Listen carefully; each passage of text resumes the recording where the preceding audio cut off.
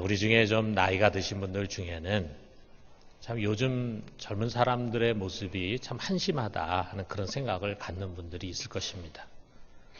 참 우리의 나이 드신 분들은 정말 가난하고 배고프고 어렵게 많은 시련 속에서 이렇게 살아왔잖아요. 그런데 요즘 젊은이들 보면은 뭐 가질 것을 다 가지고도 불평을 해요. 그리고 조그만 어려움도 참지를 못해. 옛날에는 혼자서도 아이들 대여섯 명 키우고 그랬는데 지금은 애 한 명 키우면서도 죽겠다 그럽니다. 옛날에는 그 모진 시집살이 하면서도 친정에 불평 한마디 하지 않고 그래서 꾹 참고 살았는데 요즘은 뭐 별것도 아닌 거 가지고 불평을 늘어놓으면서 하소연을 하는 모습 보면서 참 철이 안 들었다. 내 자식이지만 참 철이 안 들었다. 이런 생각을 아마 가질 때가 많이 있을 거예요. 불과 반세기 전에 우리가 그렇게 가난하고 춥고 배고팠던 시절을 생각하면은 정말 지금은 천국과 같은 그런 세상인데도 이상하게 사람들은 더 유약해져 있습니다. 이번 주에 이제 선교지를 방문하고 그곳에 있는 교회들을 보면서 제가 느낀 감정이 아마 그랬던 것 같아요. 자, 지난주에 여러분 아시는 것처럼 참 선교지에서 우리 현지인 사역자들과 수련회를 가졌습니다. 아주 소중한 모임이었어요. 그 나라에 전국에 흩어져 있는 그런 교회의 사역자들이 서로 하나로 잘 연합이 돼 있더라고요. 그래서 그런 연합체가 이제 수련회를 가지면서 우리와 함께 모임을 가졌는데 대부분이 참석을 했습니다. 그리고 은혜를 나눴습니다.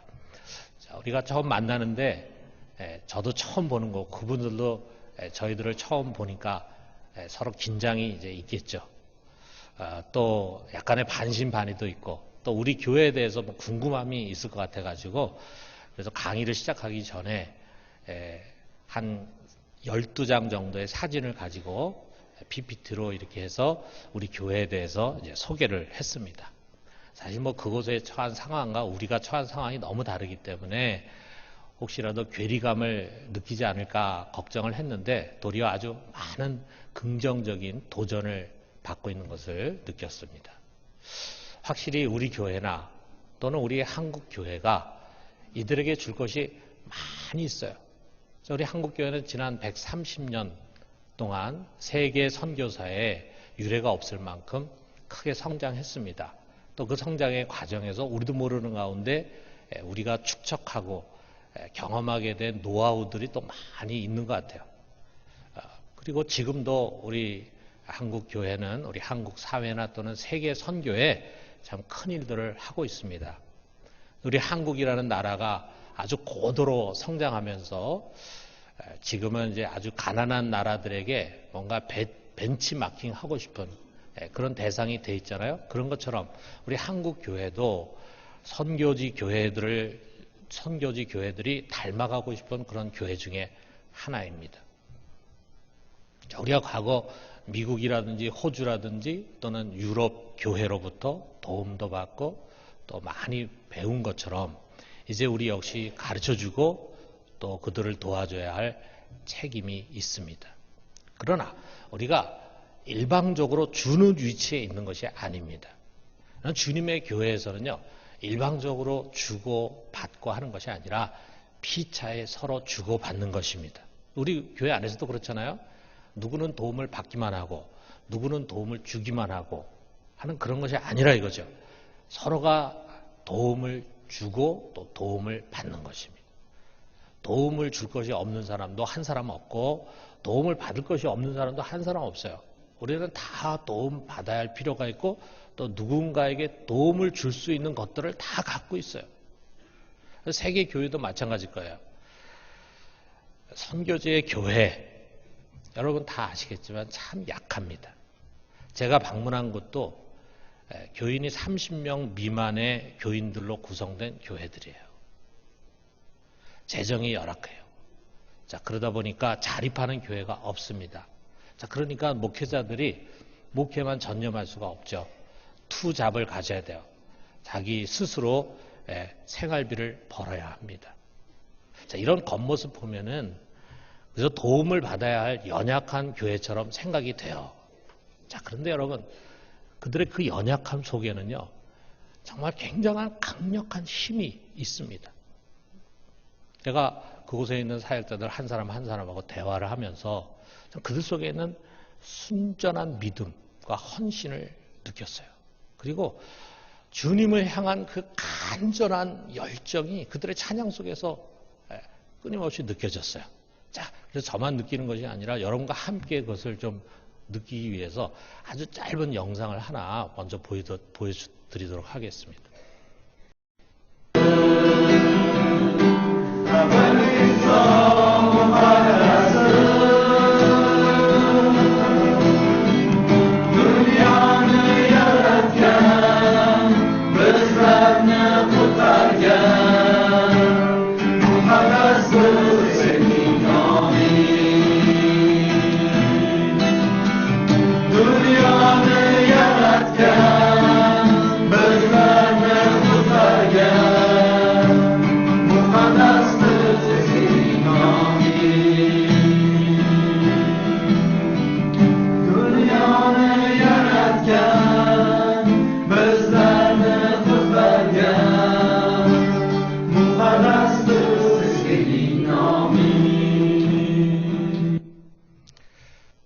마치 우리 성경 속에 소개되고 있는 초대교회를 연상하게 합니다.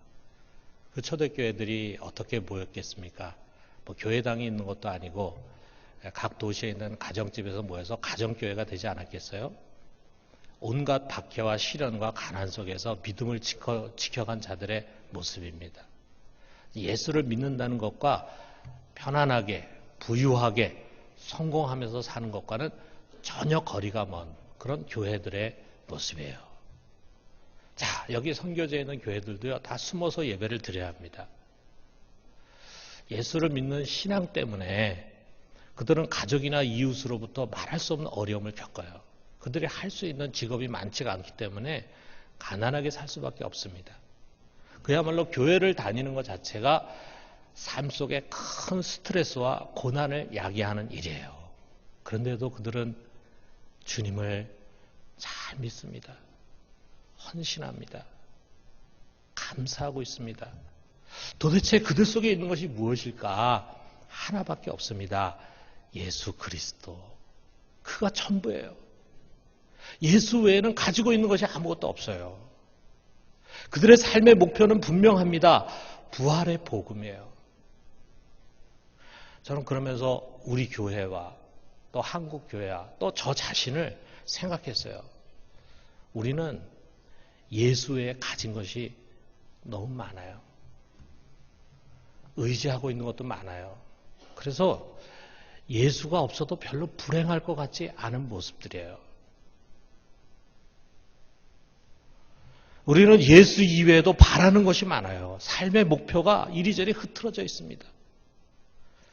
아예 부활을 잊고 사는 사람도 많이 있어요. 우리 속에는 예수가 선명하지를 않아요.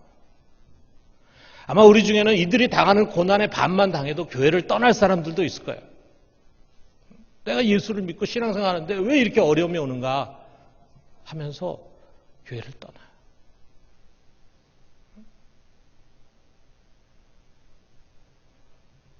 저는 그들에게 우리 교회를 소개하면서 이런 얘기를 했습니다. 우리는 여러분에게 줄 것이 많습니다. 그러나 여러분도 우리에게 줄 것이 많습니다. 여러분 우리에게 배울 것이 많습니다. 그러나 우리도 여러분에게서 배울 것이 많습니다. 아마도 우리는 그들에게 많은 목회의 경험과 다양한 콘텐츠를 제공할 수 있을 거예요. 그들에게 큰 도움이 될 겁니다. 그러나 그들은 우리들에게 믿음의 본질이 무엇인가를 일깨워 줄 수 있을 거예요. 믿음의 본질, 바로 그겁니다. 여러분, 우리가 잃어버리기 쉽고 그렇기 때문에 항상 돌아가고 회복해야 하는 그것이 바로 이것입니다. 여러분, 오늘날 우리는 좋은 세상 속에 살고 있어요. 많은 것을 가지고 살고 있어요. 그렇기 때문에 우리는 믿음의 본질이 흐려지기 쉬운 그런 세대 속에 살고 있는 것을 유념해야 합니다. 그 믿음의 본질이 오늘 우리가 읽은 이 성경 속에 담겨져 있어요. 바울은 이 빌립보서를 감옥에 썼습니다. 그런데 어느 감옥에 썼는가는 우리가 정확하게 알 수가 없어요. 뭐 이런저런 설이 있지만 오리겐이라고 하는 교부는 오직 하나님께서만 이 빌립보서가 실제 어디서 쓰여졌는지를 알고 있다. 이렇게 얘기했을 정도로 이 빌립보서의 출처를 정확하게 알 수가 없습니다. 그러나 많은 사람들은 바울이 아마도 로마의 감옥에서 썼을 것이다. 그것도 사도행전 맨 끝부분에 나오는 감옥인 경우에는 그냥 가택연금 정도의 수준인데 우리가 이 빌립보서를 보면은 그런 정도의 수준이 아니라 굉장히 감옥에서 어려움을 겪고 있는 것을 우리가 보게 돼요. 근데 여러분 최근에 이 바울이라고 하는 영화가 지난주부터 우리나라에 상영이 되고 있어요. 여러분이 시간 되시면 꼭 가서 보시면 정말 참 많은 은혜를 받을 것이라 생각합니다. 네로 황제가 로마 대화재 사건이 났을 때 그것을 기독교인들이 그렇게 했다 해가지고 기독교인들에게 뒤집어 씌우면서 아주 국가적인 대대적 박해가 이제 시작이 됩니다. 그러면서 바울을 비롯한 수많은 사도들과 또 성도들이 붙잡혀 가지고 고문을 당하고 그리고 이제 차례차례 순교를 당하는 장면이 나옵니다. 이 상황에서 누가복음을 쓴 누가가 옥에 있는 바울을 몰래 찾아가 가지고 그 만신창이가 된 그 바울을 이제 치료해 주면서 그에게 당신이 교회를 위해서 당신이 경험한 그것을 꼭 글로 남겨달라라고 하는 내용을 가지고 이제 바울이 지나간 그야말로 사도행전의 내용들을 하나하나 기술하는 장면들이 소개가 됩니다. 자, 이런 그 당시의 장면이 우리가 이 성경을 이해하는 데 도움이 될 거예요. 매우 견디기 힘든 감옥 생활이에요. 바울의 표현에 의하면 내가 여기서 사는 것보다는 빨리 이 세상을 떠나서 주님 곁으로 가는 게 더 좋겠다라고 고백할 만큼 육체적으로 매우 힘든 그런 감옥 생활입니다. 거기서 바울은 자신의 신앙과 삶과 죽음의 철학을 빌립보 교인들에게 전해주는 거예요. 도대체 어떻게 그가 그런 극심한 고난을 잘 버텨가고 있는지, 아니 그런 고난 가운데서 어떻게 도리어 기뻐하고 그리고 감사하고 있는지 그 비결이 무엇인지가 이 안에 담겨져 있어요. 물론 여러분 우리는 지금 자유세계 속에 살아갑니다. 박해받는 상황도 아니고 뭐 가난과 그리고 죽음의 위기에 시달리는 그런 상황도 아니에요. 그러나 그렇기 때문에 우리는 더욱 그의 말에 귀를 기울이고 경청해야 합니다. 왜? 우리가 처한 이 좋은 환경이야말로 가장 순수한 믿음의 본질이 흐려지고 삶의 목표를 잃고 방황하기 쉬운 곳이기 때문이에요. 바울 역시 한때 그렇게 방황한 사람이었습니다. 하나님을 믿는다고 생각했지만 그의 믿음은 공허한 믿음이었어요. 그가 옳다고 여기고 확고한 신념을 가지고 살아갔지만 그것은 하나님의 뜻과는 어긋나는 것이었습니다. 그렇기 때문에 하나님께서 여러 선지자를 통해서 예언하시고 준비하시고 마침내 주신 가장 최고의 은혜의 선물인 예수 그리스도를 그는 배척했어요. 그리고 그의 몸된 교회를 박해했습니다. 그러다가 그가 진짜 예수를 만났어요. 허망한 일을 위해서 다메섹으로 헉헉거리며 달려가고 있는 그에게 예수님 나타나셨어요. 그 나타나신 예수가 누굽니까? 이 죄인 중에 괴수인 바울을 위해서 대신 십자가를 지고 고난을 당하신 하나님의 아들이었어요. 자기를 미워하고 대적한 자를 위해서 기꺼이 죽으신 예수님. 양처럼 그릇 행하여 각기 제 길로 간 우리의 죄를 대신 짊어지고 홀로 고난의 길을 가신 예수님이십니다. 자, 이처럼 그야말로 얻어맞고 조롱당하고 마지막에는 죽임을 당한 초라한 인간이었는데, 그런데 그가 죽음의 권세를 부수고 다시 살아났다 이거죠. 그래서 바울 앞에 나타나신 것입니다. 그는 부활의 권능을 가지신 하나님이셨어요. 그런 사람이면서 동시에 하나님이신 예수님. 여러분 쉽게 이해가 됩니까? 어쩌면 우리가 죽을 때까지 그것을 묵상하고 나름 논리적으로 깨닫고 안다고 해도 다 이해할 수 없을 만큼 그분은 너무 신비하고도 크신 분입니다. 그 하나님이신 분이 육신으로 오셔서 십자가에 못 박혀 죽으셨다. 그 십자가에 담긴 그 의미가 너무도 깊고 오묘하지 않습니까? 그렇기 때문에 바울은 이렇게 말합니다. 10절에 보니까 내가 그리스도와 그 부활의 권능과 그 고난에 참여함을 알고자 하여. 알고 싶다, 알고 싶다. 바울에게 예수님은 어떻게 보면 벗겨도 또 나오는 양파 껍질과 같이 신비한 분이에요. 그는 많은 계시도 받았어요. 누구보다도 그분을 잘 알고 있기 때문에 그는 선생이고 사도입니다. 그럼에도 불구하고 그는 그분을 모르는 것이 너무 많다는 것을 깨닫는 거예요. 여러분 그렇잖아요. 어설프게 아는 사람은 자기가 다 아는 것 같아. 그런데 진짜 아는 사람은 자기가 모르는 것이 많다는 것을 알아요. 그는 알면 알수록 너무나 크신 분. 우리의 생각 속에, 우리의 지능 속에, 우리의 논리 속에 담을 수 없는 분. 그는 위대하신 분. 그렇기 때문에 그분을 아는 지식이 너무 고상해, 너무 소중해, 너무 귀합니다. 그렇기 때문에 바울은 모든 것을 다 버리고 배설물처럼 여기고서라도 예수를 알고 싶은 열망으로 가득 찼습니다. 죽을 때까지 그런 예수님을 알기 위해서 몸부림쳤습니다. 여러분도 그렇습니까? 여러분 그를 알고자 하는 열망으로 성경을 펴고 있습니까? 그를 묵상하고 있습니까? 아니면 여러분 이미 그를 다 알아버렸습니까? 예수는 더 이상 배울 흥미를 느끼지 못하는 대상입니까? 그를 아는 것이 내 삶에 별로 도움이 되는 것이 없는 허망한 지식입니까? 아닙니다. 여러분 그리스도를 아는 지식, 그것은 바로 내 삶의 가장 소중한 나침판이에요. 그 속에 무엇이 가장 가치 있는 것인가? 그분을 알면 알수록 우리는 우리의 가치관이 바뀌십니다. 전에는 이것이 그렇게 가치 있다고 생각했는데 예수를 아는 만큼 우리의 가치관이 달라져요. 소중한 것이 무엇인가가 달라져요. 내 시간과 내 돈을 무엇을 위해서 사용해야 되는가? 그것이 예수를 아는 지식 속에 담겨져 있어요. 내가 어디로 가야 하는가? 내가 오늘 여기 왜 있어야 하고 무엇을 해야 하는가? 그리고 나는 무엇을 소망하며 살아야 하는가? 다시 말해서 나의 과거와 현재와 미래의 실상이 다 담겨져 있습니다. 어디에? 바로 이 예수 그리스도와 그의 고난과 그의 죽음과 그의 부활 속에 담겨져 있습니다. 그렇기 때문에 여러분 정말 예수 그리스도에 대한 올바른 지식은 단순히 머릿속의 지식으로 끝나지 않아요. 진짜 그가 예수 그리스도 아는 사람이라면 그는 예수 그리스도의 뒤를 따르려고 할 것입니다. 그리스도에 대한 올바른 지식은 우리로 하여금 예수님의 뒤를 따르는 자, 예수님이 가신 길을 그대로 쫓아가는 자가 되게 하려고 합니다. 그래서 여기 10절 하반절에서 11절까지의 말씀이 바로 그거예요. 그의 죽으심을 본받아 어떻게 해서든지 죽은 자 가운데 부활에 이르려 하노니. 바울은 자기 인생의 목표가 무엇인가를 우리에게 말해주고 있습니다.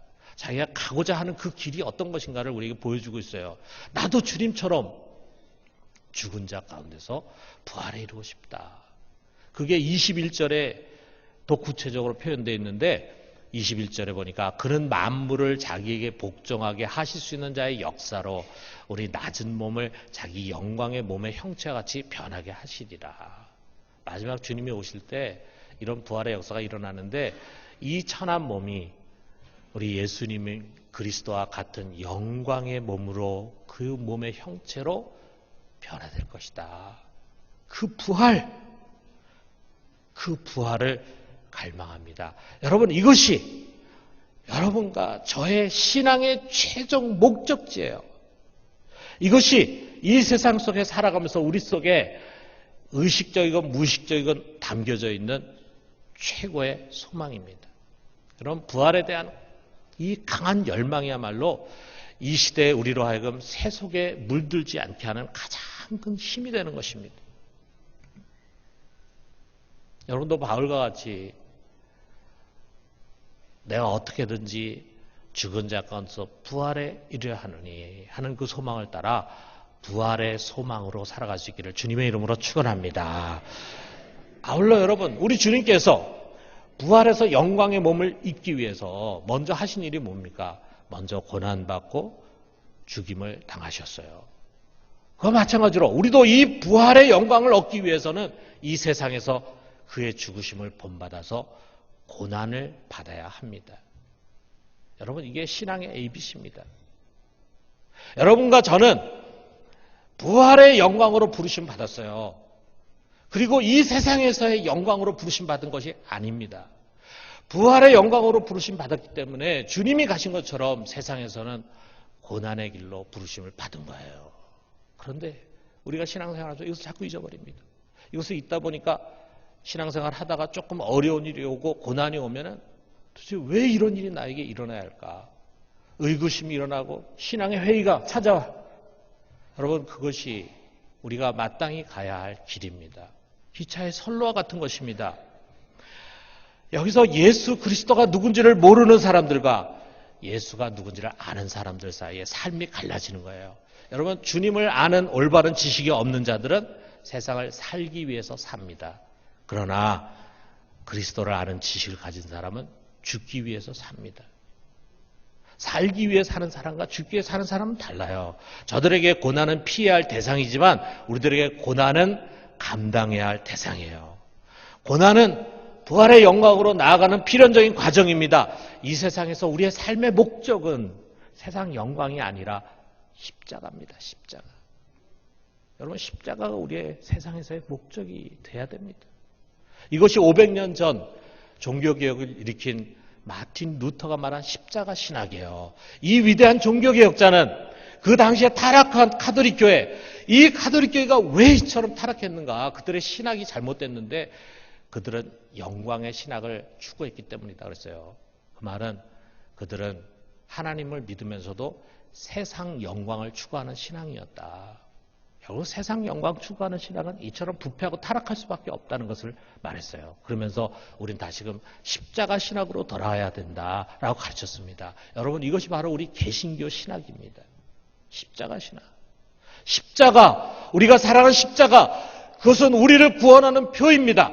동시에 그것은 구원받은 우리가 마땅히 가야 할 고난의 길입니다. 여러분, 고난이 따르는 헌신이 없이는 교회가 건강하고 바르게 세워질 수 없습니다. 여러분, 우리 교회가 건강하게 세워지는 그 이면을 들여다보면요, 정말 어려움과 고난 가운데 자기를 희생하고 헌신하는 사람들의 신앙이 있기 때문에 가능한 거예요. 교회 안에는 당연히 무리들도 있어요.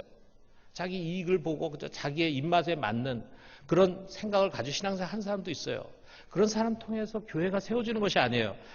정말 십자가 지고 자기를 희생하며 헌신하는 사람들에 의해서 교회는 건강하게 세워집니다. 그런 사람들에서 복음이 전해질 수 있고 이 세상이 하나님 말씀대로 올바로 개혁될 수가 있습니다.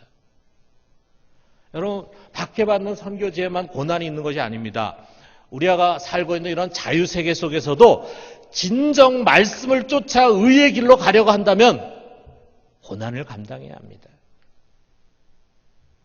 그것은 필연입니다. 넓고 편한 길, 영광을 쫓는 길은 결코 예수님의 제자의 길이 아닙니다. 여러분, 만약에 우리가 이렇게 생각한다 합시다. 복음을 전하려고 한다면 마땅히 고난을 당해야지. 복음이라는 게 쉽게 전해질 수 있나? 그럼 전하려고 하면 마땅히 어려움이 있고 고난을 당해야지. 이렇게 생각한다면 우리는 어떤 장애물이 있다고 해도 전도하려고 할 것이고 선교하려고 할 것입니다.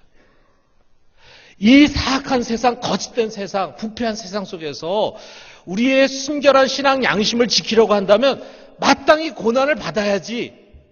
우리가 이렇게 생각한다면 우리는 우리의 결단의 결과와 상관없이 의로운 선택을 하려고 할 것입니다. 그러나 우리가 그렇게 생각하지 않기 때문에 우리는 복음 전하는 것을 회피하고 굽고 불의한 길을 선택하는 것입니다. 이번 우리 선교지에서 우리가 수련회를 하는 가운데 이런 일이 일어났어요. 한 사역자가 전화를 받았는데 갑자기 경찰이 자기 집으로 왔어요. 와가지고 왜 당신 없느냐 전화가 왔어요. 그래서 거기서 2시간 떨어진 곳에 있다. 그러니까 2시간 기다릴 테니까 빨리 와라. 그래가지고 황급하게 자기 부인과 함께 이제 우리 수련회장을 떠나가지고 집으로 갔습니다. 근데 우리가 좀 걱정했습니다. 그런데 수련회를 다 마치고 이제 우리가 리더들과 함께 식사하는 자리가 있어요. 7쌍의 부부들과 함께 우리가 식사했어요. 그러니까 거기에 참여한 사람들 중에서 또 리더가 되는 분들을 초청해가지고 식사를 하는데 거기에 이 부부가 밝은 모습으로 와서 너무 반가웠어요. 근데 이들이 와가지고 이제 하나님 피할 길을 잘 준비해 놓으셨다 이렇게 하면서 이제 간증을 했습니다. 그런데 이곳에 모인 리더들 속에는요 이런 문제를 대수롭게 여기지 않는 거예요. 심지어는 감옥에 가는 것도 두려워하지 않는 모습을 봤습니다. 그러면서 참 이들이 고난으로 연단된 믿음의 힘 그것이 있음을 느꼈습니다. 믿음으로 인해서 내가 예수를 믿는 것 때문에 어떤 어려움이 온다 할지라도 어떤 불편함이 온다 할지라도 어떤 가난이 온다 할지라도 나는 절대로 굴하지 않는다. 그 십자가 신앙이 그들 속에 있었다. 여러분 말씀 뵙겠습니다. 바울의 결론과 같은 말이에요. 12절에 보니까 내가 이미 얻었다 함도 아니요 온전히 이루었다 함도 아니라 오직 내가 그리스도 예수께 잡힌 바 된 것을 잡으려고 달려가노라. 바울은 여기서 달려간다. 나는 달려가고 있다. 나는 아직 꼬린점에 도달하지 않았다. 나는 목표를 얻지 못했다. 나는 달려가고 있다. 그리고 그 다음 절에도 나는 달려간다. 라고 하는 것을 이야기합니다. 여러분, 우리는 달려가는 사람들입니다. 그리스도 예수께 잡힌 바 된 그것, 우리들에게 주어진 인생의 목표, 그것을 쟁취하기 위해서 우리는 다른 박질하는 것입니다. 여러분, 우리 믿는 자들에게 주어진 목표는 뚜렷합니다. 다른 것에 기웃거리고 한눈 팔지 맙시다. 여러분, 우리는 그냥 주저앉아서는 안 됩니다. 뒤로 물러가서 침륜에 빠진다면 더더욱 안 됩니다. 그 무엇도 우리의 믿음의 경주를 막아서는 안 됩니다. 그 어떤 것에도 우리가 달리기를 스톱하거나 곁길로 가거나 다시 세상으로 가거나 세상 일에 빠지거나 침륜에 빠지거나 하게 해서는 안 됩니다. 여러분, 우리 신앙은 죽을 때까지 달려가는 것입니다. 사랑하는 성도 여러분, 다시 일어납시다. 여러분, 굽어진 발을 곧게 합시다. 그리고 여러분, 십자가로 돌아옵시다. 우리 부활을 향한 레이스로 돌아옵시다. 그리고 열심히 함께 힘을 다해서 달려갈 수 있게 되기를 주님의 이름으로 축원합니다.